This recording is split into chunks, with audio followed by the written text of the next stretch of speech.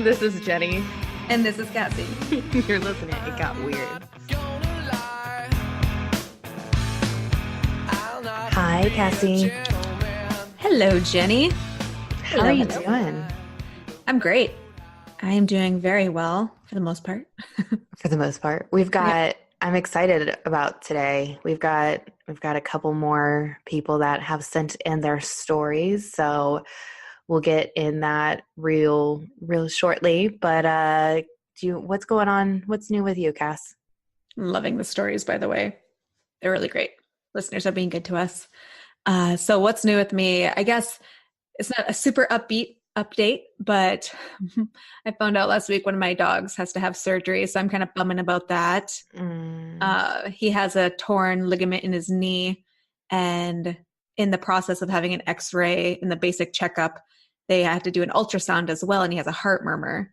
Aww. So I know, and he's only 5, and so I have 2 dogs, and they're brothers, so they're the same age, came from the same litter, and one of them is a very he acts like a pretentious old man. Like, I'm pretty sure in a past life he was a very well-to-do, probably from the South. I don't know why I think that, just roll with me on it. Wore a monocle, definitely gay, and had lots of money. Like, he judges everything I do. He has a very judgy look. You've seen dogs that do this, right? Like the judgy dogs. Mm-hmm. Judgy dogs, or like you just know what they're thinking. Like, he has very expressive eyes, and he's kind of a little bitch about things. It's not that dog. He was so miserable. When we fixed him, I got the look like, I can't believe you're doing this, bitch. I can't believe you're doing this. Like, he was very angry with me, not happy.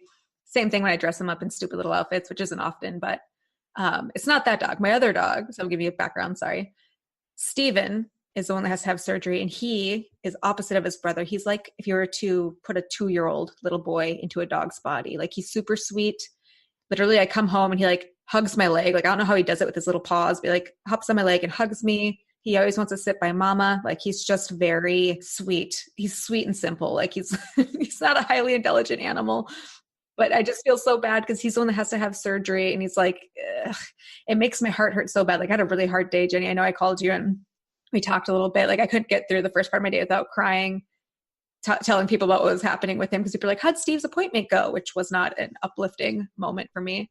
So I'm feeling really bad for my babes, and he's on pain meds now. He has surgery in a couple weeks, but he's going through kind of a hard time, and he's a little doofus. Like, he's not helping himself. He rolled off the couch, the back of the couch yesterday.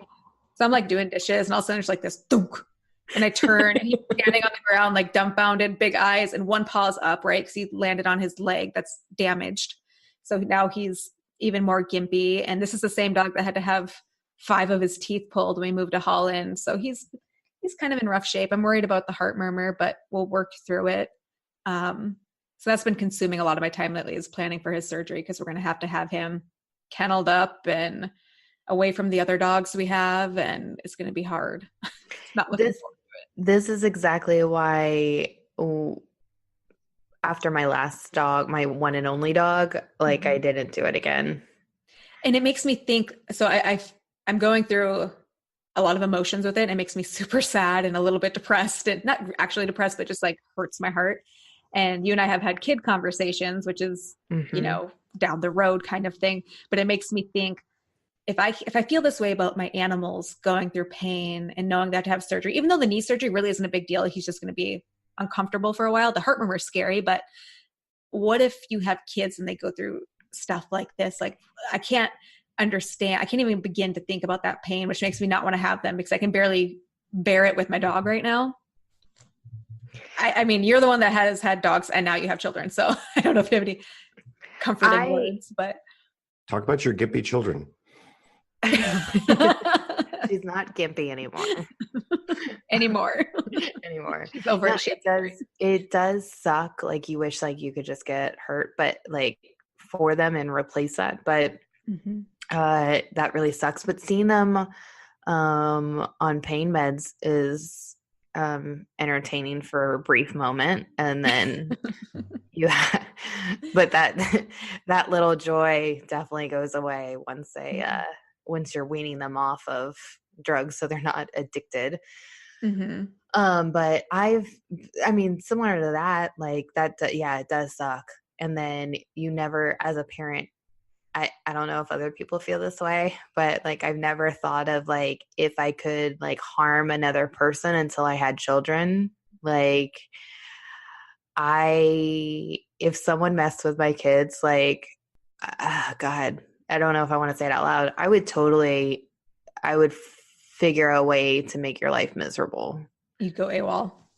I would. And like, and my biggest fear is that my husband would do that for me so that if we got caught, he would, but I think I would take joy in. I say he'd take the jail time. That's exactly where my brain was he would go to jail. Yeah. Oh, when she hurt her arm, the doctor said, I'm going to put her on ketamine. Oh.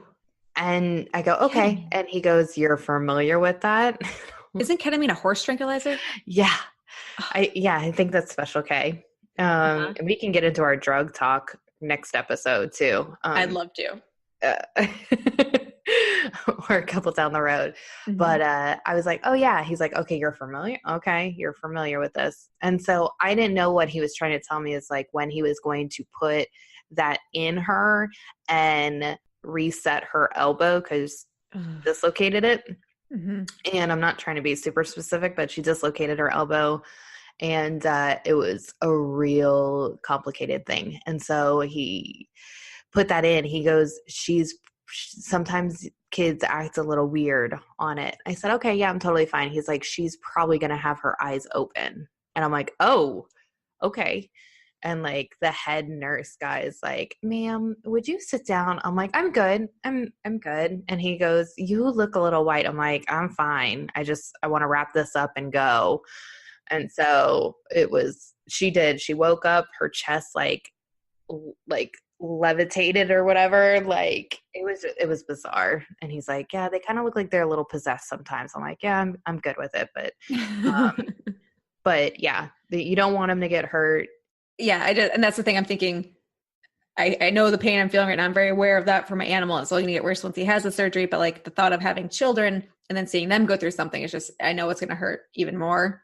So it's like, oh, I don't know. It goes on the con side of reproducing. Well, and that kind of like parent pain thing or whatever, kind of ties into my weird obsession right now is the podcast Teacher's Pet. Oh yeah. Yes. Very good. Very Australian. Oh God. If something happens to me, if I end up missing, I want Headley to talk about it for me. Okay, don't say too much because I'm only on like episode 3, I think. Okay, catch up because like I'm at a part where I kind of looked at the titles ahead of me and I'm like about to get where it's like real good. So if you're looking for a new podcast after you binge listen hours, head on over to Teacher's Pet. It's delightful. So. And pro tip about Teacher's Pet. I shared this with you, Jennie. If you like drinking games, get your friends over and you all want to listen to this first episode together and get your shot glasses ready or whatever you're drinking. And every time they say the word children, take a drink. I promise you'll be blasted by the end of the episode in a good way. So maybe don't do shots. Start with something small because you might hurt yourself, honestly. But it's an excellent podcast. I highly recommend it. But if you want to, take it to the next level of podcast listening, there's my suggestion. I'm going to try that. They have gone away from children. So I'm going to start playing. Got to go back to episode 1. Good deal. All right. So not weird. Your confessions of weird, which the acronym is COW. Confessions of weird. Let's see. Is there anything else we can do with that?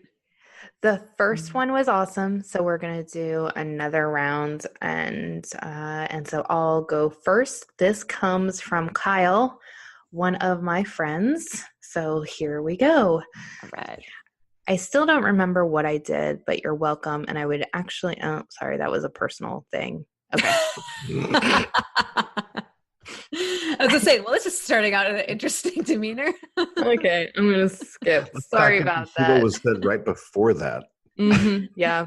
We should just do an episode where we read emails to each other, actually. Weird emails. Or weird email addresses, because I have some awesome ones. Anyway, so back to Kyle. Okay. I actually have a strip club story, but I don't remember much. I went with 2 bartender buddies on a Sunday to the Oasis North. Okay. I love strip clubs on Sundays. Oh, absolutely. Now, my friend told me to pick out a dancer and he'd buy me a lap dance. I picked the first pretty blonde with a big butt and she came on over. Excellent.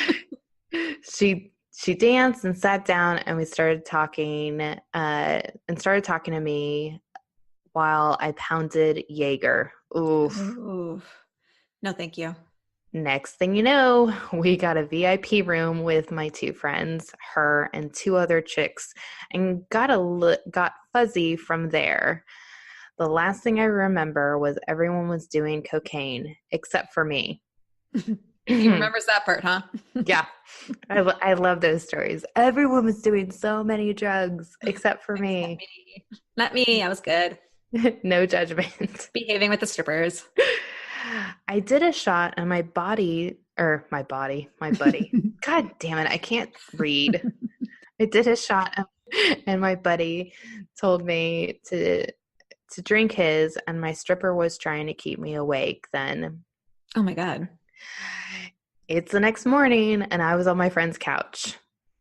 All of my money was on the counter. Oh, okay. And there was a bev nap with a name, a strange name, a stage name, and a phone number on it. My friend said they had to carry me out, but my stripper made him promise to give her my number.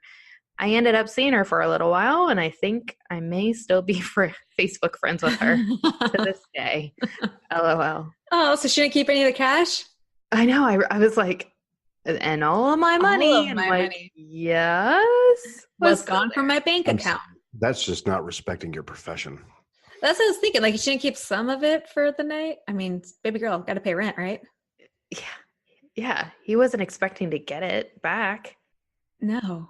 So I commend Kyle on being obviously a well-behaved patron of a strip club, so well-behaved that he didn't have to pay for his experience. So that's great. But at the same time, the stripper, we need to have a conversation with her about paying bills. I get that he's an attractive man. Oh, that helps a lot, though. It does. Yeah. And he's super sweet. So that also helps. Yeah, if they're behaved, good looking, and sweet. Like, that's. But at some point, you got to draw the line and say, okay, I'm taking just the bare minimum. Yeah, give me my handy. Yeah. Call it a day there. Thanks, Kyle. That was a good story. Thank you, Kyle. We love strippers. Okay, so we got another one from a dedicated listener of ours. His name is Jeff. Jeff says, so it was my junior year of high school and our band was going to play in the Orange Bowl parade. As a part of the trip, we were also going to Disney World and marching at Epcot. My grandparents have never seen me march or perform as a part of our band, and this is going to be the one and only opportunity. How daunting. What could go wrong? My 2 friends and I were known to be 3 of the most responsible kids in the band. I have never been known as one top responsible people. I wonder how that feels.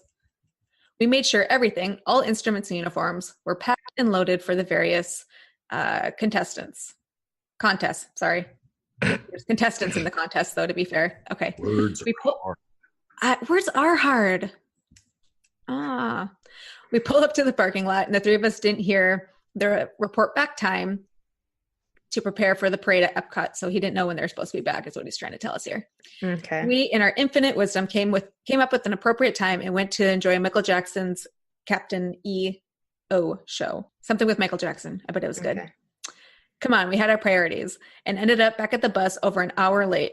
Ends up, we had to sit on the bus as punishment and not march at Epcot. So Grandpa and Grandma, they're out of the game now.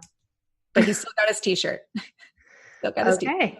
To this day, friends from high school still give me crap about denying Grandpa and Grandma the opportunity to perform for them. Love the show. Keep bringing a smile to my face. So not as escalated as a few of our past stories, but much appreciated for sending in. That's not really his weirdest story. I feel like he shared other things with us